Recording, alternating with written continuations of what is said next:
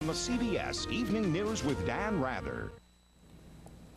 With many Americans concerned about the lag in homeland security, terror threats, and the recent serial sniper case, CBS News and Denver affiliate KCNC have been investigating loopholes in gun laws, some big enough to drive a tank through.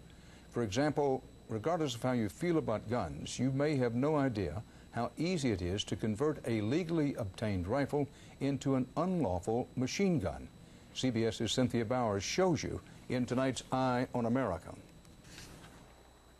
Mel Bernstein is one of just a few Americans who can do this legally. As a licensed gun dealer, he can buy, sell, and shoot machine guns. Weapons considered so dangerous, their sale is carefully controlled, and buyers are rigorously screened by the government. You have to be super good to get approved for an automatic weapon. You have to have almost a super clean record. Anything you did in your lifetime could be used against you when you're sending the paperwork to Washington. King hammer, selector, trigger, disconnector. Now, is this M16 bolt carrier? Yes, it is. That's national match.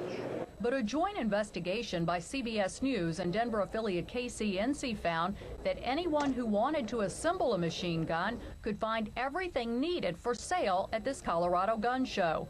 The same gun show where the weapons were bought that Eric Harris and Dylan Klebold used in the Columbine massacre. Well, post-Columbine, we all realized that gun shows were a problem. And Colorado voters did something about it, passing tough, new, first-of-its-kind legislation requiring background checks be run on everyone who buys a gun at a show, but not on someone buying parts and instructions to turn legal rifles into illegal machine guns, fully automatic weapons capable of firing up to 600 rounds a minute. I'm outraged.